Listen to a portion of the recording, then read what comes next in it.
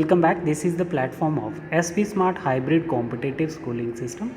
बच्चे, आज हम लोग क्लास 11th बायोलॉजी का चैप्टर 8 का पार्ट 10 डिस्कस कर रहे हैं, जिसमें हम एनसीईआरटी का पैराग्राफ नंबर 63 ले रहे हैं। ठीक है, तो आज का टॉपिक है बच्चे हमारा नॉन एंडो मेम्ब्रेन सिस्टम, है ना बच्चे। आप लोगों को पता है कि एंडो मेम्ब्रेन सिस्टम के कौन कौन से सेल ऑर्गेनेलीज थे, कौन कौन से कंपोनेंट थे, और अभी हम लोग माइटोकॉन्ड्रिया, क्लोरोप्लास्ट, पैरोक्सीसोम, ये सब कौन से कंपोनेंट हैं बच्चे, सेल साइटोप्लाज्म के अंदर वो ऑर्गेनेलीज जो आपस में कोऑर्डिनेट नहीं करते हैं, उनको हम क्या बोलते हैं, नॉन एंडो मेम्ब्रेनस सिस्टम। सबसे पहले बच्चे हम इसमें देखेंगे कि जो माइटोकॉन्ड्रिया है बच्चे, माइटोकॉन्ड्रिया क्या है, ये प्लूरल है और इसका सिंगुलर क्या होगा, माइटोकॉन्ड्रियन। पहली बात बोल रहा है कि अनलेस स्पेसिफिकली स्टेन्ड, है ना, ये बता रहा है कि जब तक हम माइटोकॉन्ड्रिया को स्टेन नहीं करेंगे, कोई डाई नहीं करेंगे, तो वो हमें एक माइक्रोस्कोप के अंडर इजीली विजिबल नहीं होगा। ठीक है बच्चे, तो जब तक हम माइटोकॉन्ड्रिया को डाई नहीं करेंगे तब तक वो हमें दिखता नहीं है। ठीक, द नंबर ऑफ माइटोकॉन्ड्रिया पर सेल इज़ वेरिएबल। बोल रहा है कि माइटोकॉन्ड्रिया का नंबर जो होगा वो हर सेल में वेरी करता है। समझ आए बच्चे? ठीक है, जैसे वो डिपेंड करता है कि फिजियोलॉजिकल एक्टिविटी कितनी है सेल की।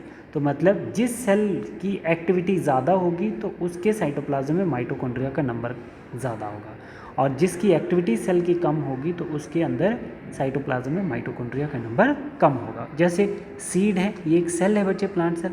अब ये क्या कर रहा है बेटा, ये क्या कर रहा है, मानो कि ये ग्रोथ शो कर रहा है। जब ये ग्रोथ शो करेगा तो इसको ज़्यादा एनर्जी की ज़रूरत है ना, तो इसकी फिजियोलॉजिकल एक्टिविटी ज़्यादा है बच्चे, तो इसको माइटोकॉन्ड्रिया ज़्यादा चाहिए। Mitochondria is a power house of cell.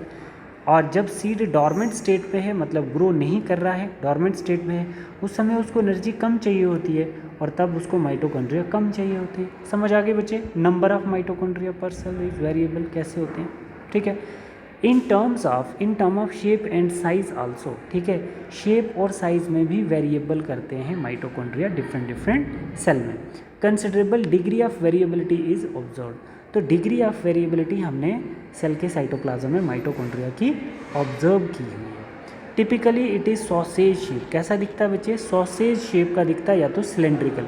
Sausage shape कौन सी होती है बेटा? सॉसेज शेप वो होती है, जैसे हम लोग बात करते हैं किसकी, जैसे हम लोग बात करते हैं चिकन की शेप कैसी होती है, उसको सॉसेज शेप बोला गया है, सिलेंड्रिकल शेप। डायमीटर कितना होता है बच्चे इसका? एवरेज 0.2 से 1 माइक्रोन मीटर एवरेज। ठीक है, एवरेज मतलब 0.5 micron metre, right. And length कितनी होती है बच्चे इसकी? 1 to 4.1 माइक्रोन मीटर। तो इसका मतलब डायमीटर इसका कम होता है और लेंथ इसकी ज़्यादा होती है। ठीक है, तो हमारे माइटोकॉन्ड्रिया की कितनी मेम्ब्रेन्स होती हैं बच्चे? एक आउटर मेम्ब्रेन है और एक इनर मेम्ब्रेन है। तो 2 मेम्ब्रेन है माइटोकॉन्ड्रिया के।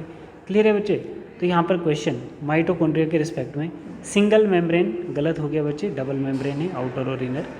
Unless stain not visible under microscope and number depends upon the physiological activity of cell. B बिल्कुल सही है बच्चे, हमने इनकरेक्ट ढूंढना है, पहला ही इनकरेक्ट था, बाकी सब इसके कैसे हैं, सही है बेटा। ठीक है, पहला वाला इनकरेक्ट स्टेटमेंट है। नेक्स्ट क्वेश्चन हमारे पास क्या आता है, नेक्स्ट पैराग्राफ 64 पैराग्राफ में बता रहा है ईच माइटोकॉन्ड्रियन। तो माइटोकॉन्ड्रियन क्या है बच्चे? ये एक सिंगल माइटोकॉन्ड्रिया की बात कर रहा है। उसके बाहर कैसी मेम्ब्रेन होती है? डबल मेम्ब्रेनस स्ट्रक्चर होता है बच्चे। आप देख सकते हैं, एक मेम्ब्रेन ये आ गई माइटोकॉन्ड्रिया की और दूसरी मेम्ब्रेन माइटोकॉन्ड्रिया की ये आ जाती है, जिसको हम डिसकंटिन्यूअस मेम्ब्रेन कहते हैं। क्लियर है बच्चे? ठीक है, अब इसमें हम लोग क्या देखते हैं, इसमें हम लोग क्या देखते हैं,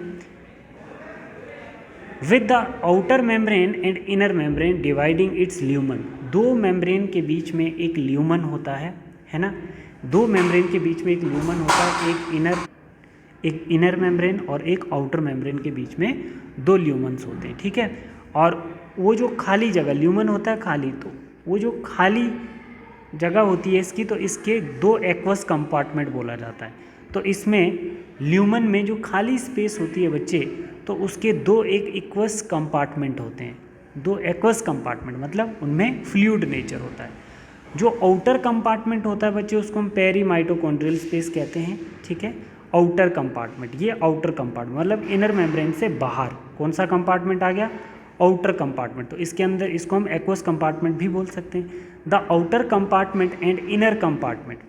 ठीक है बच्चे, देखो the inner compartment is filled with dense homogeneous substance is called matrix. देखो जो इनर कंपार्टमेंट है बच्चे, तो उसमें क्या फील्ड है बच्चे, डेंस होमोजीनस सबस्टांस, जिसको हम क्या कहते हैं, मैट्रिक्स। तो ये वाला पार्ट हमारा इनर कंपार्टमेंट क्या कहलाएगा, मैट्रिक्स, और आउटर कंपार्टमेंट क्या कहलाएगा, पेरी माइटोकॉन्ड्रियल स्पेस। तो क्लियर होना चाहिए आपको, इनर मेम्ब्रेन से बाहर और आउटर के अंदर जो पार्ट होता है उसको आउटर कंपार्टमेंट कहते हैं, which is peri mitochondrial space, और इनर मेम्ब्रेन के अंदर वाला जो पार्ट होता है वो हम उसको मैट्रिक्स बोलते हैं, विच इज़ इनर कंपार्टमेंट। ये दो लेयर्स हैं इसकी, डबल मेम्ब्रेन लेयर है। अब हम बोलते हैं बच्चे कि इस इनर मेम्ब्रेन के फोल्ड पे, इस इनर मेम्ब्रेन के फोल्ड पे क्या होता है, इस इनर मेम्ब्रेन के फोल्ड को हम लोग क्या बोलते हैं, क्रिस्टे बोलते हैं। और ये जो क्रिस्टे होता है बच्चे कैसे बनता है, इनर मेम्ब्रेन के फोल्डिंग से बनता है। और ये किस साइड होता है बच्चे, टूवर्ड द मैट्रिक्स। देखो ना ये किस साइड है, मैट्रिक्स की साइड है, क्योंकि इसको हम अंदर मैट्रिक्स बोलते हैं, ठीक है, टूवर्ड मैट्रिक्स। इसका क्या रोल होता है बच्चे, एक तो ये सरफेस एरिया इंक्रीज करता है, ठीक है बच्चे, इनर मेम्ब्रेन का सरफेस एरिया इंक्रीज करेगा। तो दोनों ही मेम्ब्रेन जो होती हैं अपने एंजाइम के लिए एंजाइम एसोसिएटेड होती हैं, वो आउटर मेम्ब्रेन हो या इनर मेम्ब्रेन हो, है ना। बट माइटोकॉन्ड्रियल फंक्शंस के लिए जो एंजाइम एसोसिएट होते हैं, ठीक है, to membrane have own specific enzyme associated with mitochondrial function. दोनों मेम्ब्रेन पे क्या होंगे बच्चे, दोनों मेम्ब्रेन पे होंगे बेटा आपके एंजाइम, है ना, जो एसोसिएट होंगे माइटोकॉन्ड्रियल फंक्शन के लिए।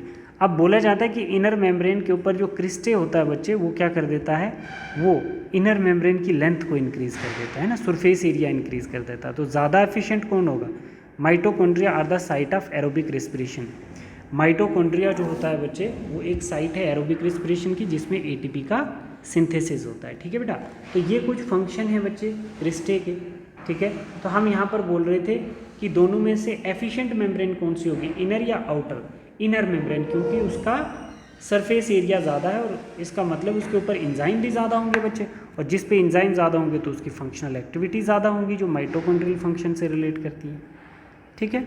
तो ये हमने यहाँ तक देखा। देखो अभी इसको कंप्लीट कर देते हैं। The outer membrane forms the continuous limiting boundary. जो आउटर मेम्ब्रेन है वो कंटिन्यूअस मेम्ब्रेन है of the organelles. The inner membrane form the number of infolding called cristae, singular crista, plural को क्रिस्टे बोला जाता है। Toward the matrix, figure 8.7, the cristae increase the surface area. Cristae क्या करेगी, surface area increase करेगी। Two membrane have their own specific enzyme. दोनों membrane पे अपने अपने एंजाइम होंगे जो एसोसिएट किससे होंगे, माइटोकॉन्ड्रियल फंक्शन के साथ। और mitochondria is the site of aerobic respiration which help in ATP synthesis. ये डायग्राम है, आपको ये दो पैराग्राफ मैंने बहुत अच्छे से करवाए हैं। अब देखो माइटोकॉन्ड्रिया के रिस्पेक्ट में आपने करेक्ट स्टेटमेंट बताना। Inner membrane divided the lumen into two compartment, ठीक है, बिल्कुल सही है। Outer matrix and inner compartment peri mitochondrial space, ये गलत हो गया। Inner compartment filled with homogenous substance is called matrix, ये भी सही है। तो आपका ए और सी दोनों सही है, D part is a right answer, ठीक है बच्चे। ये दो पैराग्राफ की। अब हम लोग देखते हैं बच्चे 66 में होता क्या है, दे मतलब माइटोकॉन्ड्रिया प्रोड्यूस सेलुलर एनर्जी, है ना, in the form of ATP, hence they are called power house of cell. तो माइटोकॉन्ड्रिया एक सेलुलर एनर्जी प्रोड्यूस करता है जिसको एटीपी की फॉर्म में, और इस माइटोकॉन्ड्रिया को हम क्या बोलते हैं, पावर हाउस ऑफ सेल बोलते हैं। The matrix also possess single circular DNA. तो मैट्रिक्स में क्या होगा बच्चे, एक सर्कुलर डीएनए प्रेजेंट होगा, ये सिंगल सर्कुलर डीएनए प्रेजेंट होगा किसमें, मैट्रिक्स में। और इसका अपना राइबोसोम भी प्रेजेंट होगा, इसका अपना 70s राइबोसोम भी प्रेजेंट होगा बच्चे, ठीक है। तो आप लोग यहाँ पर देख सकते हैं क्या क्या है ना। Matrix also possess single molecule and few RNA and ribosomes. इसका राइबोसोम भी है, डीएनए भी है, ठीक है।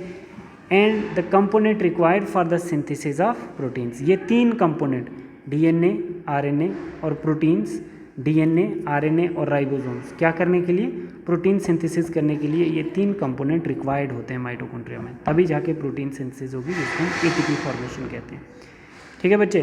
द माइटोकॉन्ड्रिया डिवाइड बाई फिशंस, पहले ये चीज़ देखना आप लोग, डीएनए से आरएनए बनाना और आरएनए से प्रोटीन बनाना, और प्रोटीन क्या करेक्टर एक्सप्रेस करता है, प्रोटीन सिंथेसिस होगी मतलब एनर्जी प्रोड्यूस होगी। तो अब आप बोल सकते हो बच्चे, जो प्रोटीन सिंथेसिस हो गया है, प्रोटीन का सिंथेसिस किसकी वजह से, 70s राइबोसोम की वजह से। तो क्या हमारी बॉडी के लिए कंप्लीट प्रोटीन का सिंथेसिस माइटोकॉन्ड्रिया के अंदर ही होता है? नहीं, मतलब कुछ अमाउंट ऑफ डीएनए मतलब जीन्स की कुछ यूनिट माइटोकॉन्ड्रिया में प्रेजेंट होती हैं, जो क्या करती हैं, 70s राइबोसोम की हेल्प से प्रोटीन सिंथेसिस करती हैं। बट मेजॉरिटी माइटोकॉन्ड्रिया का जो फंक्शन होता है वो न्यूक्लिक डीएनए की वजह से होता है। जो न्यूक्लिक एसिड के अंदर डीएनए होता है, डीएनए से प्रोटीन बनती है, तो उसकी वजह से क्या होता है बच्चे, कंप्लीट प्रोटीन की सिंथेसिस होती है। मतलब कुछ प्रोटीन सिंथेसिस माइटोकॉन्ड्रिया भी कर लेता है, और फिर बाकी प्रोटीन का प्रोडक्शन जो न्यूक्लियर मेम्ब्रेन से होता है, न्यूक्लियर मेम्ब्रेन के ऊपर एंडोप्लाज्मिक रेटिकुलम करता है, वो सेंड किया जाता है माइटोकॉन्ड्रिया के लिए। और फिर माइटोकॉन्ड्रिया क्या करता है बच्चे, उसमें माइटोकॉन्ड्रिया क्या करेगा बच्चे, प्रोटीन सिंथेसिस करेगा। ठीक है बेटा, तो ये चीज़ हमें समझ में आ रही है कि कंप्लीट जो होता है प्रोटीन का सिंथेसिस माइटोकॉन्ड्रिया भी नहीं कर सकता है, बट माइटोकॉन्ड्रिया डिपेंडेंट होता है किस पे डिपेंडेंट होता है, जो न्यूक्लियर प्रोटीन रिलीज होता है उस प्रोटीन के ऊपर। ठीक है, तो हम बोल सकते हैं कि माइटोकॉन्ड्रिया जो होता है ये सेमी ऑटोनोमस सेल ऑर्गेनेलिज होता है। मतलब जो काम सेल के साइटोप्लाज्म में हो रहा होता है वो काम माइटोकॉन्ड्रिया के अंदर भी होता है, क्योंकि उसके पास थोड़े से अमाउंट में डीएनए होता है, सिंगल डीएनए होता है, और राइबोसोम की हेल्प से प्रोटीन सिंथेसिस करता है। और मेजॉरिटी जो प्रोटीन सिंथेसिस होती है वो सेल के कहाँ पे होती है बच्चे, न्यूक्लियर डीएनए से होती है। क्लियर है बच्चे? यहाँ पे देखो लास्ट बताया कि बैक्टीरिया को जब भी डिवाइड होना है तो वो कैसे करेगा, 2 डॉटर सेल बाइंडरी फिशन से ही बनाएगा। ठीक है, नेक्स्ट हम देखते हैं प्लास्टिड मोर इंपॉर्टेंट टॉपिक है। प्लास्टिड क्या है बच्चे, ये एक ऑर्गेनेलिज है जो प्लांट सेल में पाया जाता है। क्या है बच्चे, प्लास्टिड एक ऑर्गेनेलिज है जो प्लांट सेल में, सभी प्लांट सेल में पाया जाता है, स्पेशली यूग्लिनाइड्स में भी। यूग्लिनाइड क्या है बच्चे, कनेक्टिंग लिंक है प्लांट्स और एनिमल का। These are easily observe under the microscope as they are large. ठीक है, थोड़ा लार्ज होता है और इजिली प्लांट सेल के अंदर ऑब्जर्व हो जाता है। ठीक है, they bear some specific pigment. इस प्लास्टिड के अंदर कुछ इंपॉर्टेंट पिगमेंट होते हैं जो स्पेसिफिक कलर के लिए रिस्पॉन्सिबल होते हैं प्लांट के अंदर, है ना। Based on the type of pigment इस प्लास्टिड को हम क्लासीफाई करते हैं 1, 2 और 3 पार्ट में, क्लोरोप्लास्ट, क्रोमोप्लास्ट और ल्यूकोप्लास्ट में। बच्चे जो क्लोरोप्लास्ट होता है इसके अंदर जो पिगमेंट होते हैं, क्लोरोफिल 1, कैरोटीनाइड, ये पिगमेंट है, ये सब फैट सॉल्युबल हैं बच्चे, और कलर कौन सा होगा, ग्रीन कलर होगा इन पिगमेंट का। ठीक है बेटा, और जो आपका क्रोमोप्लास्ट है इसमें पिगमेंट कैरोटीनाइड मेनली होता है और कलर येलो, रेड और ऑरेंज रिप्रेजेंट करेगा। ठीक है, जो आप देखते हैं बच्चे फ्रूट्स का कलर जो आप देखते हैं वो किसकी वजह से, क्रोमोप्लास्ट की वजह से देखते हैं। जो ग्रीन कलर देखते हैं आप लोग किसी लीफ में, तो किसकी वजह से आपके क्लोरोप्लास्ट की वजह से। और जो ल्यूकोप्लास्ट बच्चे ये कलरलेस पिगमेंट होता है, इसमें कोई भी पिगमेंट नहीं प्रेजेंट होता है। ये क्या करता है बच्चे, ल्यूकोप्लास्ट मतलब फूड स्टोर करेगा। ल्यूकोप्लास्ट क्या करता है पिगमेंट बच्चे, फूड स्टोर करता है फोटोसिंथेसिस करके। देखो, the chloroplast contain chlorophyll and carotenoid. इसके अंदर 2 पिगमेंट होंगे बच्चे, है ना, which is responsible for trapping light energy को एब्जॉर्ब करेंगे और फोटोसिंथेसिस करेंगे। ठीक है बच्चे, ठीक है, कौन, क्लोरोप्लास्ट। इन द क्रोमोप्लास्ट एक फैट सॉल्युबल है ना, कैरोटीनाइड पिगमेंट प्रेजेंट होगा इसमें, like carotene and xanthophyll and other are present, और भी होते हैं। This gives the part of plant yellow, orange and red colour. ठीक है, प्लांट्स के अंदर जो फ्रूट्स में कलर आपको देखने को मिलता है वो क्रोमोप्लास्ट की वजह से ही दिखता है। आपको याद रखना है कि उसके अंदर कैरोटीनाइड पिगमेंट होते हैं, carotene and xanthophyll. Leucoplast is the colourless plastid. क्या है, कलरलेस प्लास्टिड है बच्चे, of varied shape and size. इसमें थोड़ा शेप साइज डिफरेंट हो सकती है सेल में। इसका क्या काम है बच्चे, न्यूट्रिएंट को स्टोर करेगा। ठीक है, अब न्यूट्रिएंट की स्टोरेज के बेस पे हमने ल्यूकोप्लास्ट को क्लासीफाई किया है 1, 2 और 3 पार्ट में।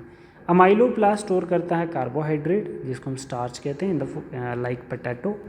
इलियोप्लास्ट जो है वो स्टोर करेगा oil and fat, whereas the aleuroplast store proteins. ठीक है, बहुत इंपॉर्टेंट है, थोड़े से आपने ध्यान रखना है। तो इसका क्वेश्चन जब बनाना है बच्चे तो आप लोग इसका क्वेश्चन बनाओ ज़रा। How many statement are correct, plastid found only in plant cells but not in euglenoid. ये गलत हो गया बच्चे, यूग्लिनॉइड में भी होता है। They are large so observe under microscope, भी सही है। फिर क्या है बच्चे, they bear some specific pigment which import specific colour to plant, c भी सही है। Based on the type of stored food, based on the type of pigment, pigment के बेस पे क्लासीफाई करते हैं क्लोरोप्लास्ट, क्रोमोप्लास्ट एंड ल्यूकोप्लास्ट, ये भी गलत हो गया बच्चे। ठीक है, तो अब हमें ये बताओ कि कितने गलत हुए और कितने सही हैं बच्चे। मुझे लग रहा है कि पहला गलत है और 1 2 ये ठीक है, 2 गलत हैं और 2 ठीक है, तो आपका सेकंड वाला आंसर आएगा। ठीक है, chloroplast contain chlorophyll, carotenoid, carotene and xanthophyll, all. इसका आंसर मुझे बताओ बच्चे कमेंट में। ठीक है, इसका आंसर करके मुझे बताओगे आप लोग। ठीक है, हम लोग यहाँ तक कर लेते थे, इसको हम लोग यहाँ तक कर लेते थे।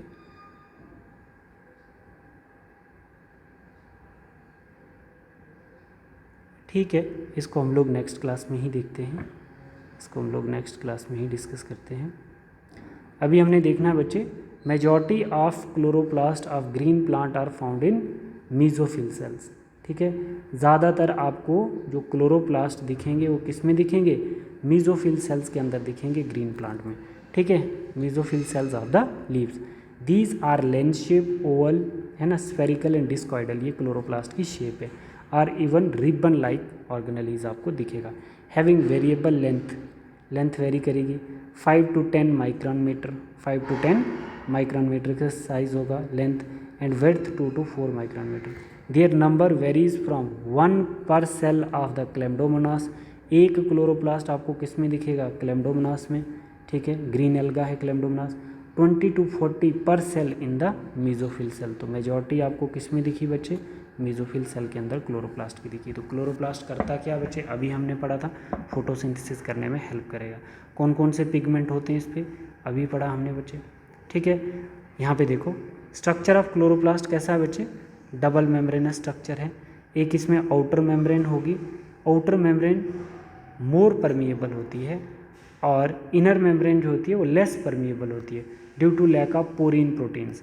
तो आप बताओ पोरीन प्रोटीन किसके पास है, आउटर मेम्ब्रेन के पास है। ठीक है बच्चे, तो पोरीन प्रोटीन सबस्टेंस को ट्रांसपोर्ट करने में हेल्प करती है। ठीक है, तो आपको ध्यान रखना बच्चे, ऐसे ही माइटोकॉन्ड्रिया के ऊपर भी क्या होता है बच्चे, माइटोकॉन्ड्रिया की आउटर मेम्ब्रेन मोर परमिएबल होती है और इनर मेम्ब्रेन जो होती है वो लेस परमिएबल होती है, क्योंकि उसके ऊपर पोरीन प्रोटीन नहीं होता। तो जिस पे पोरीन प्रोटीन प्रेजेंट होता है वो परमिएबिलिटी के लिए बहुत बेस्ट रहता है ना, सबस्टेंस की परमिएबिलिटी के लिए। तो ये चीज़ हम देख लें, सिमिलर स्ट्रक्चर इन माइटोकॉन्ड्रिया भी आपको दिखेगा। Like mitochondria the chloroplast are also double membrane bond of the two the inner chloroplast, the inner chloroplast membrane is relatively less permeable. Inner chloroplast की मेम्ब्रेन जो होती है वो रिलेटिवली लेस परमिएबल होती है। ठीक है बच्चे, तो ये स्ट्रक्चर है आपके पास क्लोरोप्लास्ट का, ये स्ट्रक्चर है। तो इस क्लोरोप्लास्ट के स्ट्रक्चर और थ्योरी को हम लोग नेक्स्ट क्लास में डिस्कस करेंगे। ठीक है बेटा, thank you, God bless you all.